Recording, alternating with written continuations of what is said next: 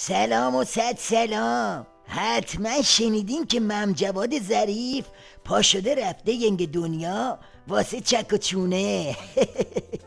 خودشون میگن رفته که فقط سر برجام گفتمان کنه، اما اصل قضیه اینه که میخواد با آمریکا بگه بابا لااقل برای خالی نبودن عریضم که شده یه امتیازی بدین، وگرنه باند خامنه دستش رو ما باز میشه ها.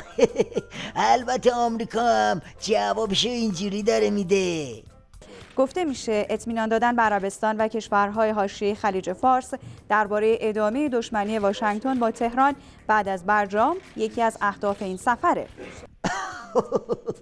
جالب اینجاست که از یه طرف آخوندا گفتن ظریف اصلا یه کلو اونورتر از برجام چیزی نگفته و نمیگه، ولی از اون طرف جان کری گفته ما سر خیلی چیزا با هم حرف زدیم. راستی به نظر شما اون خیلی چیزا چیان؟ برجامای بعدی، موشک، تروریسم، بالاخره چی؟ اوباما افزود عربستان و دیگر کشورهای حوزه خلیج فارس باید این توانایی را با کمک ما در خود ایجاد کنند تا بتوانند در برابر اقدامات ایران از خود دفاع کنند. اوباما افزود از آزمایش‌های موشکی ایران نگرانم.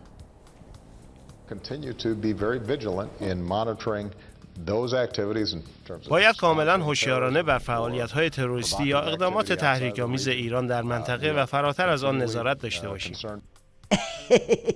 یعنی آمریکا داره بهش میگه ببین از این حرفا نیست، یه هسته‌ای دادی فکر کردی همه چی تمومه، موشکی رو هم باید بدی، دست رازیات تو منطقه رم باید استاپ بزنی، حزب و شیطانم باید بیخیال شی. خلاصه حرفش اینه که این تو بمیری از اون تو بمیری یا نیست، برجام تموم شدنی نیست، من تا آخرش پایم، تو هم باید باشی. وزیر دفاع آمریکا پس از دیدار با وزیران دفاع کشورهای حاشیه خلیج فارس با تجلیل از عربستان ایران را به تروریسم و اقدامات خبیثانه متهم کرده و حمایت از حزب الله را از جمله آنها برشمرده. عرضم به حضورتون ولی فقیه زور میزنه که بگه حساب برجام و هسته‌ای از موشکی و منطقی جداست، اما اینا همه حرفه. خود برجام یعنی این که آخوندا باید تو همه زمینه‌ها خودشونو جمع جور کنن. ائتلافی که تو منطقه تشکیل شده یه حرف بیشتر با رژیم نداره، اونم اینه که باید نسخه جدید برجامم رو هاردت نصب کنی، وگرنه میدونی چی میشه؟ بیا اینم حکم دیوان عالی. دیوان عالی آمریکا با رد درخواست استئناف بانک مرکزی ایران 2 میلیارد دلار از دارایی‌های ایران را مصادره کرد.